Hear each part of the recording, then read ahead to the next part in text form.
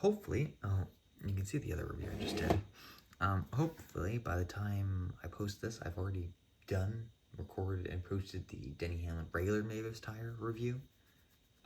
Regular Mavis car. Because this car is the exact same, except it's his Richmond win. You know, that race he cut the restart zone because Fox didn't show it. He jumped the restart and still got the win. Joey Logano should have got both Richmond wins. Just saying. Anyways, so yeah, here is the car in all of its caked up confetti. And so let's get this thing out of the box. So I did just record the regular Mavis car review of this car, if that makes any sense.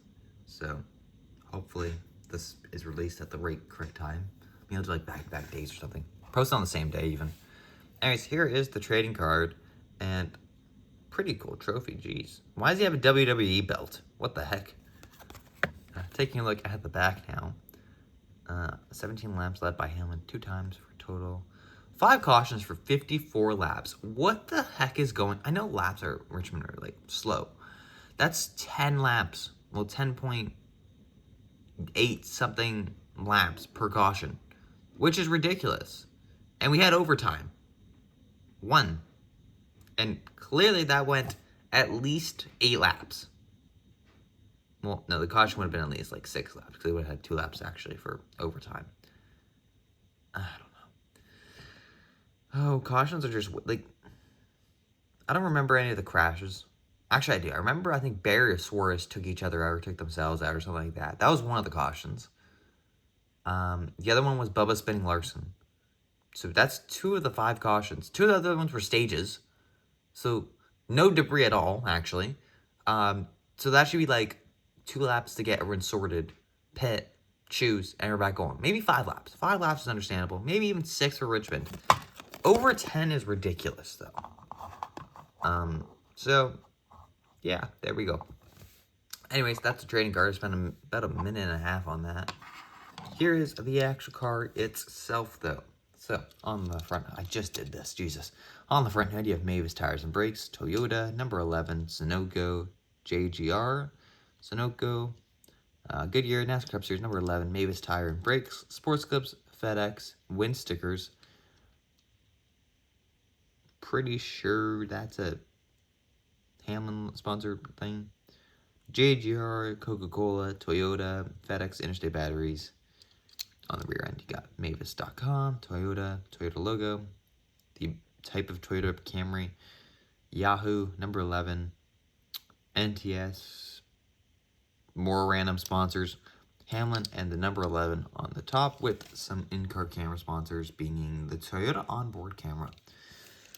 Alright, we got that out of the way. The most important thing to note here is why I have this review right back to back. It's with this car.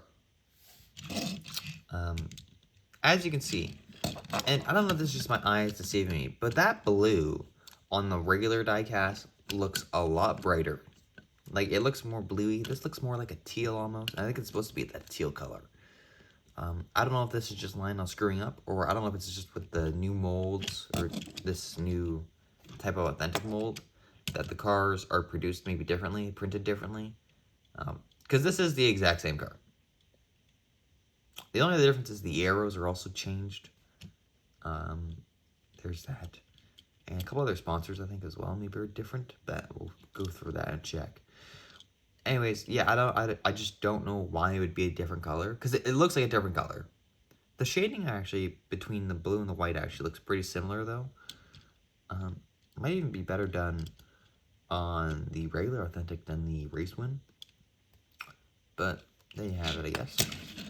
Nothing else too crazy. The Toyota also just looks different with how that was printed, I guess, the mold itself.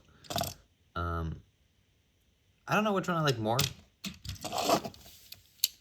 I'm trying to have a look at that.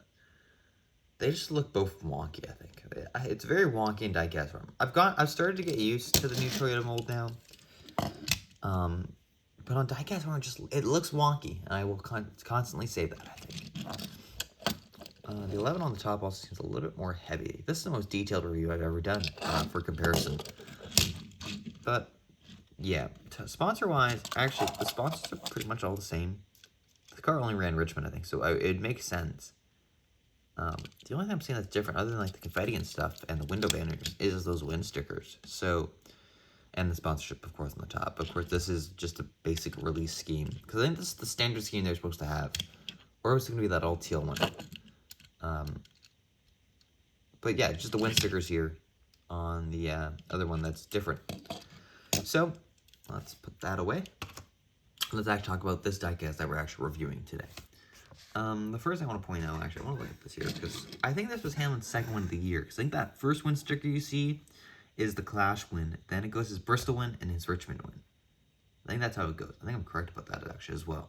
Because I was about worried for a second, because when I was just talking about the diecast, I was trying to think of what other win he had in the early part of 2024.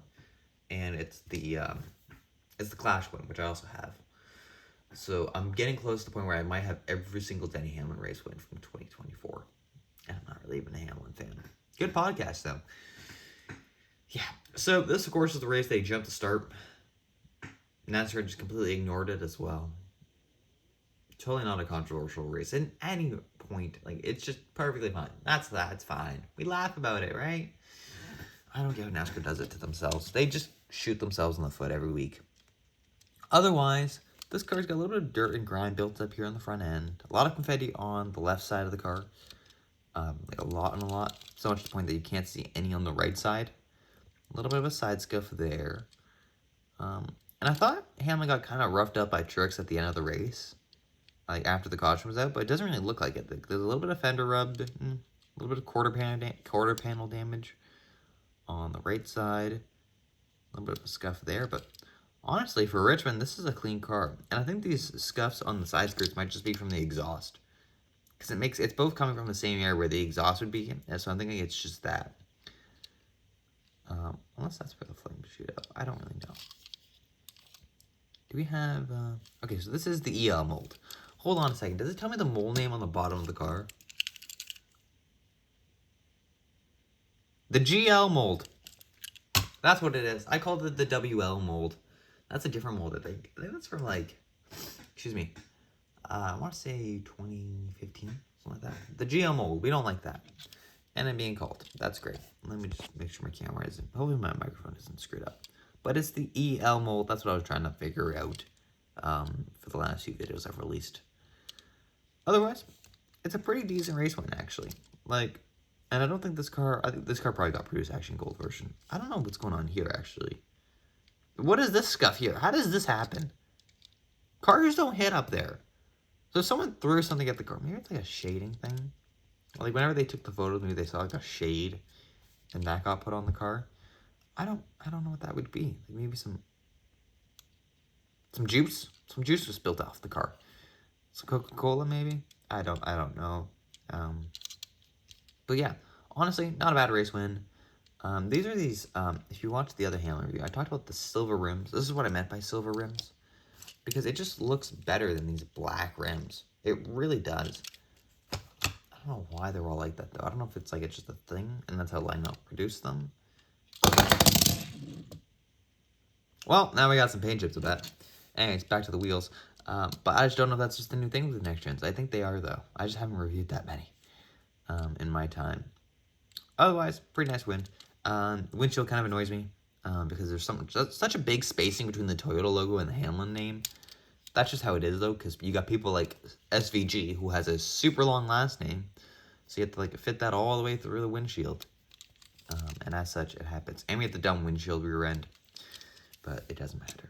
Otherwise, this is a pretty cool race win to have in your collection if you can find it, and it's kind of historic because it's another NASCAR screw-up, although half these race wins are. Anyways, don't forget to comment, like, and subscribe, and I'll see you in the next one. Goodbye.